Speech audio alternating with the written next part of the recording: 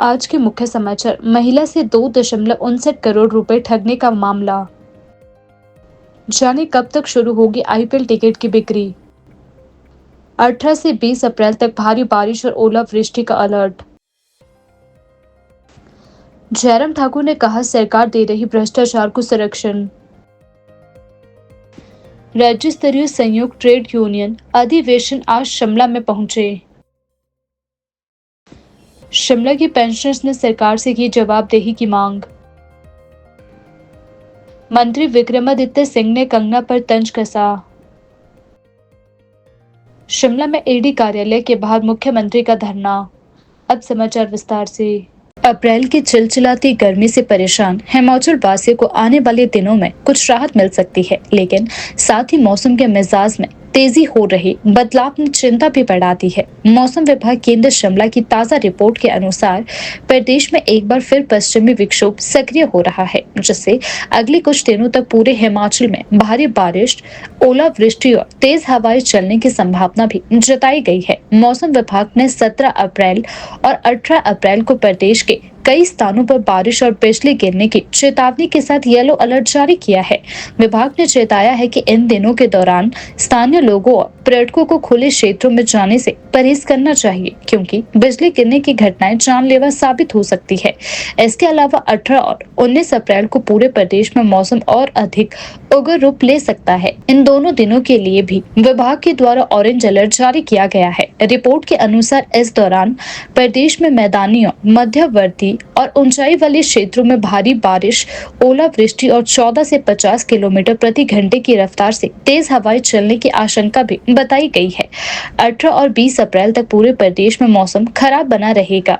इन 3 दिनों के दौरान लगातार बारिश, तेज हवाएं और ओलावृष्टि के चलते जनजीवन प्रभावित हो सकता है। किसानों को सलाह दी गई है कि वे अपनी फसलों की सुरक्षा के लिए जरूरी उपाय पहले से करें और खुली जगहों पर अनाज और अन्य सामग्री न रखें। हिमाचल प्रदेश के कांगड़ा जिले के पपरोला क्षेत्र की एक महिला से ऑनलाइन निवेश के नाम पर ठगी का सनसनीखेज मामला सामने आया है। शातिर साइबर अपराधियों ने सोशल मीडिया के जरिए महिला को निवेश में भारी मुनाफे का झांसा देकर 2,59,00,000 रुपए की ठगी कर डाली। यह राशि महिला ने पिछले 1 साल में कई किश्तों में आरोपियों के बैंक खातों में जमा करवाई। जानकारी के अनुसार महिला ने सोशल मीडिया पर एक ऑनलाइन निवेश योजना का विज्ञापन देखा, जिसमें अधिक लाभ कमाने का दावा किया गया था। जैसे ही महिला ने उस पोस्टर पर क्लिक किया, शातिरों ने उसे कई प्रकार के लालच देने शुरू कर दिए। महिला उनके झांसे में आ गई और एक के बाद एक लाखों की रकम ठगों के खातों में ट्रांसफर करती रही। हैरानी की बात यह है कि महिला ने इस पूरे घटनाक्रम की जानकारी अपने परिवार तक को नहीं दी। जब काफी समय बीतने के बावजूद महिला को किसी प्रकार का लाभ नहीं मिला और उसे ठगी का एहसास हुआ, तब जाकर उसने साइबर क्राइम थाना उत्तरी क्षेत्र धर्मशाला में शिकायत दर्ज करवाई। एएसपी साइबर क्राइम थाना उत्तरी क्षेत्र धर्मशाला प्रवीण धीमान ने बताया कि मामले की जांच की जा रही है। उन्होंने आम जनता से अपील की है कि किसी भी ऑनलाइन निवेश स्कीम में पैसे लगाने से पहले उसकी पूरी जांच पड़ताल की जाए और किसी भी अनजान क्लिक या कॉल से सावधान रहे। शिमला से जारी बयान में नेता प्रतिपक्ष जयराम ठाकुर ने मुख्यमंत्री सुखविंदर सिंह सुक्खू पर गंभीर आरोप लगाए हैं।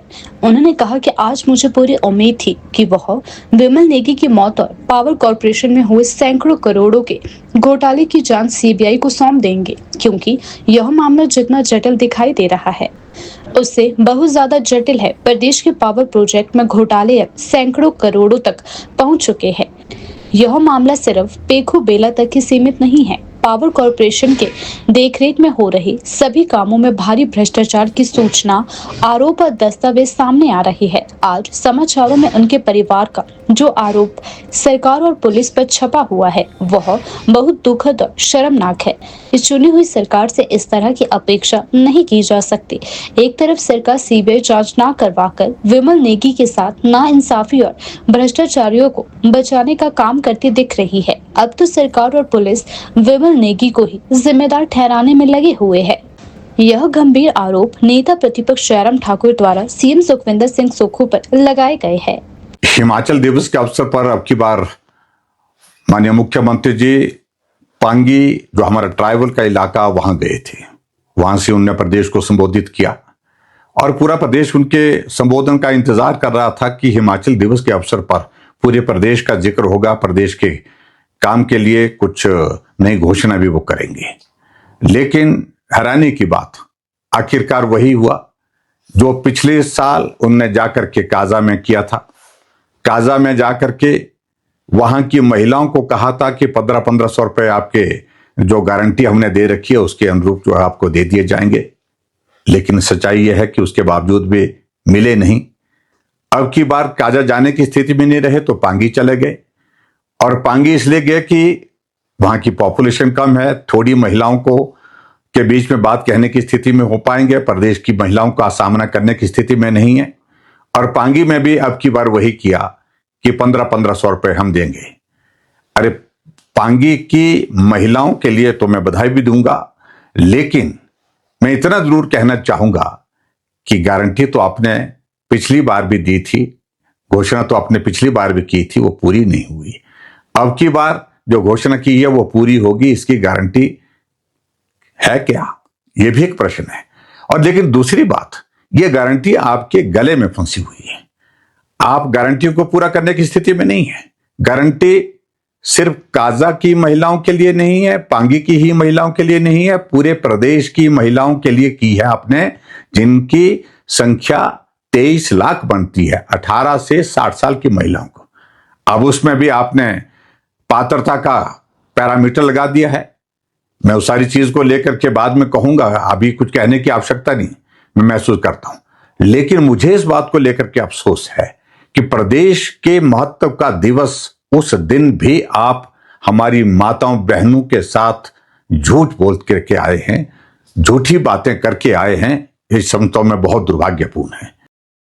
शिमला के ऐतिहासिक कालीबाड़ी हॉल में आज राज्य स्तरीय संयुक्त ट्रेड यूनियन अधिवेशन का आयोजन किया गया। इस अधिवेशन में देश भर की प्रमुख ट्रेड यूनियनों के प्रतिनिधियों ने भाग लिया और सरकार की नीतियों पर तीखी प्रतिक्रिया दी। प्रतिनिधियों ने मीडिया से बातचीत करते हुए कहा कि सरकार की श्रमिक विरोधी नीतियों और पेंशनर्स की अनदेखी पर नाराजगी जाहिर की है। अधिवेशन में वक्ताओं ने केंद्र और राज्य सरकार पर श्रमिकों की समस्याओं को लेकर नजरअंदाज करने का आरोप लगाते हुए कहा कि यदि मांगे नहीं मानी गई तो आने वाले समय में देशव्यापी हड़ताल की जाएगी। संयुक्त ट्रेड यूनियनों ने एकजुट होकर आंदोलन को तेज करने का संकल्प लिया और आने वाले महीनों में राज्य भर में व्यापक जन जागरण अभियान और संभावित हड़ताल की रणनीति तैयार करने की बात कही। देखिए, जो राज्य अधिवेशन हो रहा है ये जॉइंट ट्रेड यूनियंस का राज्य अधिवेशन है। इस जॉइंट ट्रेड यूनियंस के अधिवेशन में जहां इंटक, C2, एटक और इसके साथ साथ हमारी जो फेडरेशन हैं, जो हिमाचल प्रदेश का मजदूर ऑर्गेनाइजेशंस हैं, सभी BMS को छोड़ के आज संगठित हैं। और यहाँ पे आज जो अधिवेशन बुलाया गया उसका एजेंडा ये है कि आने वाली 20 मई को हिमाचल प्रदेश में और देश में एक राष्ट्रव्यापी हड़ताल होने जा रही है। ये राष्ट्रव्यापी हड़ताल जो है वो केंद्र की मोदी सरकार के खिलाफ और इसलिए हो रही है क्योंकि जो श्रम कानूनों को तोड़कर जो 44 श्रम कानून आज़ादी से पहले और आज़ादी के बाद लड़ाइयाँ लड़कर हमारे जो मजदूर वर्ग के नेता थे और उन्होंने जो लड़ाइयाँ लड़ी, हमारे पूर्वजों ने जो लड़ाइयाँ लड़ी और जो कानून बने उसके बाद, उन कानूनों को ख़त्म करने जा रही है ये मौजूदा केंद्र की सरकार और 4 लेबर कोड में जो है तब्दील करने जा रही है, जिसका विरोध करने के लिए देश में जो है राष्ट्रव्यापी हड़ताल का आह्वान जो है वो जॉइंट ट्रेड यूनियन से जो है वो एक मंच पे आके करने का जो फैसला लिया है। उसी की रणनीति बनाने के लिए, उसी को जो है किस तरीके से अमली जामा पहनाना है, उसको हिमाचल प्रदेश में किस तरीके से उसे कामयाब करना है, उसको लेकर जो है आज ये स्ट्रैटेजी मीटिंग जो है यहाँ पे जॉइंट ट्रेड यूनियंस की रखी गई है। हिमाचल प्रदेश में और देश में आप जानते हैं जिस तरीके से कानून बनाए गए, मजदूर वर्ग के उत्थान के लिए जो कानून बनाए गए, आज कोई भी मजदूर अपने हकों की लड़ाई लड़ने के लिए अगर हड़ताल में शामिल होता है तो उसे जो है उसे ऑर्गेनाइज क्राइम के तहत जो है उसके खिलाफ केस दर्ज किया जाएगा। ऐसा कानून, ऐसा लेबर कोड में जो है वो शामिल किया जा रहा है। हम लोग जो है अपने उद्योगों के बाहर जो है वो गेट मीटिंग नहीं कर सकते, हमारी जो है वो यूनियन रजिस्ट्रेशन जो है वो नहीं हो सकती। जहां 8 घंटे का कानून देश में इतनी लड़ाइयाँ और इतना जद्दोजहद के बाद जो 8 घंटे काम करने का कानून हमें प्राप्त हुआ था, मजदूर वर्ग को प्राप्त हुआ था, उसे बदल के 8 से 12 घंटे जो है वो केंद्र की सरकार करने जा रही है। तो इस तरीके से लगभग 44 श्रम कानूनों को जो है कुचल के आज 4 लेबर कोड जो केंद्र की सरकार सिर्फ और सिर्फ देश के उद्योगपतियों को, जिसमें अदानी, अंबानी और कुछ एक और इंडस्ट्रियल हाउसेज हैं जिनको फेवर करने की कोशिश जो है, फेवरिज्म करने की कोशिश जो मोदी सरकार कर रही है, उसके विरोध में जो है ये राष्ट्रव्यापी हड़ताल जो है वो 20 मई को होने जा रही है। क्रिकेट प्रेमियों को मई महीने में धर्मशाला में होने वाले इंडियन प्रीमियर लीग आईपीएल मैचों के टिकट पाने के लिए अभी थोड़ा और इंतजार करना पड़ सकता है। पंजाब किंग्स फ्रेंचाइजी ने अपनी आधिकारिक वेबसाइट पर अभी तक धर्मशाला में खेले जाने वाले मैचों की टिकटों की ऑनलाइन बिक्री शुरू नहीं की है। फिलहाल केवल 15 अप्रैल तक के मैचों की टिकटें ऑनलाइन उपलब्ध करवाई गई है। फिलहाल केवल 15 अप्रैल तक के मैचों की टिकटें ऑनलाइन उपलब्ध करवाई गई थी, जबकि 20 अप्रैल को मोहाली में होने वाले मैच की टिकट बिक्री भी शुरू नहीं हुई है। इससे न सिर्फ हिमाचल बल्कि पंजाब के क्रिकेट प्रेमियों को भी असुविधा का सामना करना पड़ रहा है।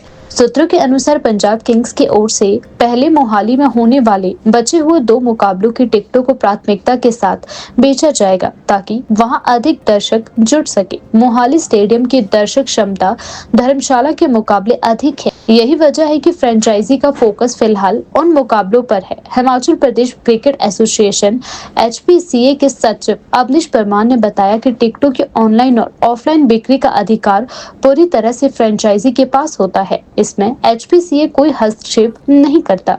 उन्होंने कहा कि फ्रेंचाइजी द्वारा टिकट बिक्री की तिथि अभी तय नहीं की गई है, लेकिन उम्मीद है कि 1 सप्ताह के भीतर धर्मशाला में होने वाले मैचों की टिकट बिक्री शुरू कर दी जाएगी। धर्मशाला में होने वाले मैचों को लेकर उत्साहित क्रिकेट प्रशंसकों को सलाह दी गई है कि वे आधिकारिक वेबसाइट और सोशल मीडिया प्लेटफॉर्म पर नजर बनाए रखें। शिमला के पेंशनर्स ने राज्य सरकार से अपनी नाराजगी जाहिर करते हुए कहा कि सरकार केवल घोषणाएं कर रही है।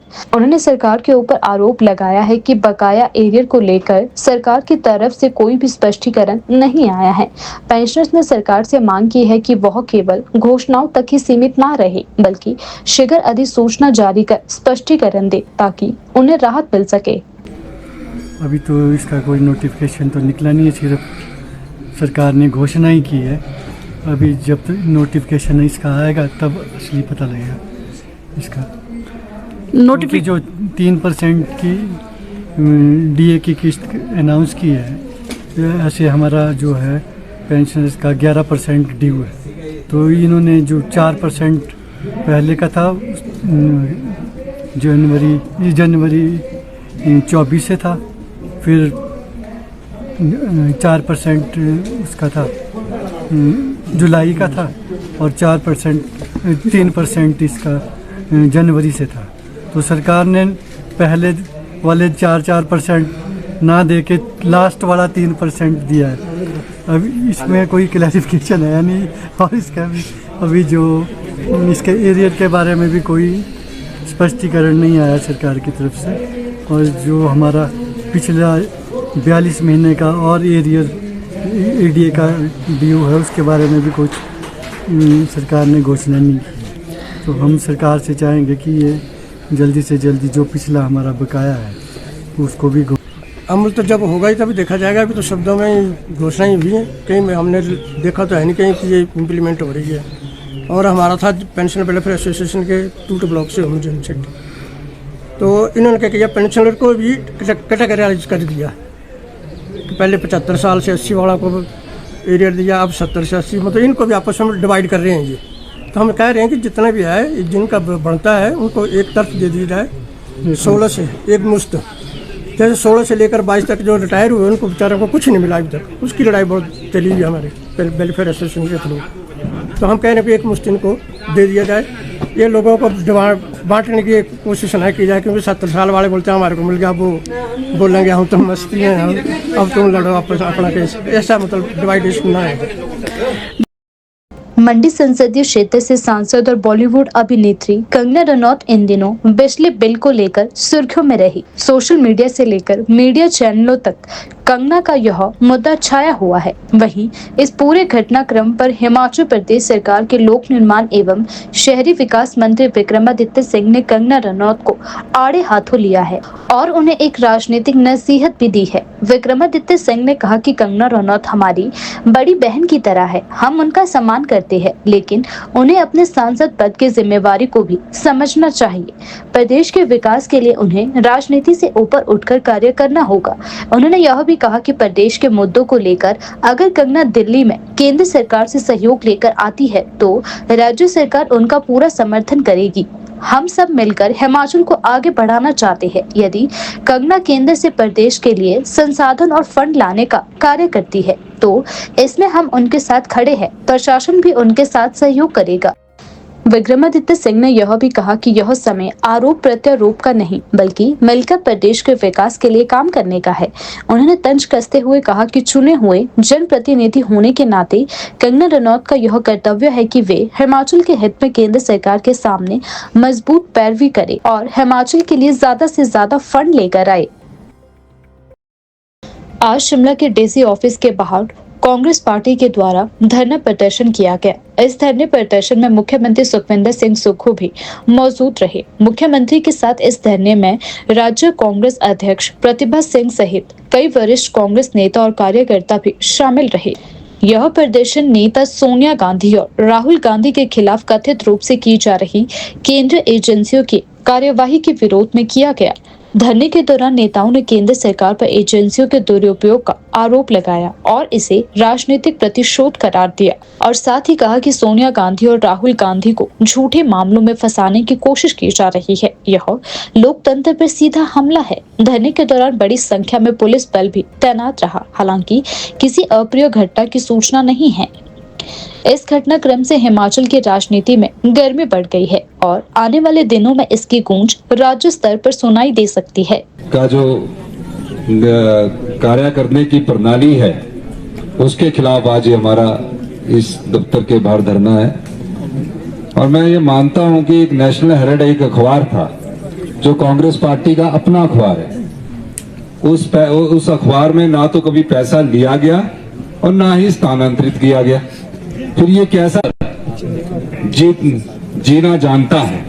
इस देश की आजादी में गांधी परिवार की प्रमुख भूमिका रही, देश को बनाने में उनकी भूमिका रही और भारतीय जनता पार्टी के लोग जानते हैं कि अगर देश में लोकतंत्र मजबूत है तो कांग्रेस पार्टी जो मुख्य विपक्षी दल है उसके कान मजबूत है।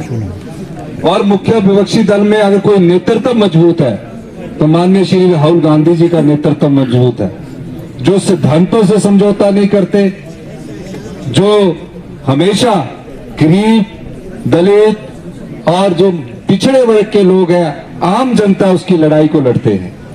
पूरे देश में आज कोई मोदी सरकार के खिलाफ बोलने की कोई नेता हिम्मत करता है तो वो राहुल गांधी जी है। और इस प्रकार उनको चार्जशीट करना उन भारतीय जनता पार्टी की सरकार की मानसिकता को दर्शाता है कि वो राहुल गांधी जी से घबराते हैं। पर कांग्रेस पार्टी राहुल गांधी जी के साथ मजबूती के साथ खड़ी है। आज पूरे देश में कांग्रेस पार्टी ईडी कार्यालय के बाहर धरना प्रदर्शन कर रही है। कारण आप जानते हैं कि भारतीय जनता पार्टी की जो केंद्र सरकार है गांधी परिवार के खिलाफ जो है चार्जशीट दाखिल हुई और चार्जशीट बिल्कुल बेबुनियाद है और केवल कांग्रेस पार्टी के नेताओं को डराने धमकाने की एक सुनियोजित साजिश है। और हम सब लोग जानते हैं, मैं तो खुद कानून का विद्यार्थी हूँ, कि इसमें कुछ निकलने वाला नहीं है। लेकिन आज देश में जिस ढंग से बेरोज़गारी बढ़ रही है, महंगाई बढ़ रही है और देश में एक सांप्रदायिक तनाव फैलाने का प्रयास हो रहा है, क्योंकि जो मूलभूत मुद्दे हैं उन मुद्दों से ध्यान भटकाने का प्रयास जो है केंद्र की सरकार कर रही है। और लोकतंत्र में विपक्ष एक मजबूत स्तंभ की तरह होता है। जिस देश में विपक्ष को दबाने की आवाज़ हो तो आप समझ सकते हैं कि लोकतंत्र पे कितना बड़ा खतरा है। आज देश के लोकतंत्र, देश के संविधान पे बहुत बड़ा खतरा है, क्योंकि राहुल गांधी विपक्ष और प्रतिपक्ष के नेता होने के नाते अपनी बात को लोकसभा में बहुत मजबूती से रखते हैं, इसलिए जो है उनको हतोत्साहित करने का प्रयास हो रहा है। मुझे लगता है कि देश की जनता इस सच्चाई को समझती है और कांग्रेस पार्टी किसी भी दबाव में आने वाली नहीं है। देखिए, भारतीय जनता पार्टी की सरकार जिस राजनीतिक हथकंडे का प्रयोग कर रही है वो अच्छा नहीं है। कांग्रेस पार्टी मुख्य विपक्षी दल है। पूरे हिंदुस्तान में Congress party principal opposition party के रूप में जानी जाती है। उस पार्टी का नेतृत्व मजबूती से राहुल गांधी जी के द्वारा किया जा रहा है, खड़गे जी द्वारा किया जा रहा है। श्रीमती सोनिया गांधी उसकी मार्गदर्शक है। अब जनता से ध्यान भटकाने के लिए जो महंगाई चरम सीमा पर है, जो बेरोजगारी चरम सीमा पर है, इस प्रकार की हरकत करके वो जनता का ध्यान भटकाना चाहती है। और चार्जशीट जो कि नेशनल हेराल्ड केस में की गई है, पर ये पता करने की जरूरत है कि नेशनल हेराल्ड अखबार किस पार्टी का है। वो आज़ादी के बाद से कांग्रेस पार्टी का अखबार है और आज़ादी के बाद से कांग्रेस पार्टी उसका संचालन कर रही है और उससे कोई एक पैसे का ना तो स्थानांतरण किया गया, ना ही एक पैसे का कोई इधर से उधर हुआ है। कांग्रेस पार्टी का अपना अखबार है, उसमें अगर कभी कोई चेंज किया जाता तो कांग्रेस पार्टी की अपनी मर्जी है उसको चेंज करने की। लेकिन किसी प्रकार से लोगों का ध्यान भटकाने के लिए, जनता के दिमाग को डाइवर्ट करने के लिए इस प्रकार की हरकत की जाती है।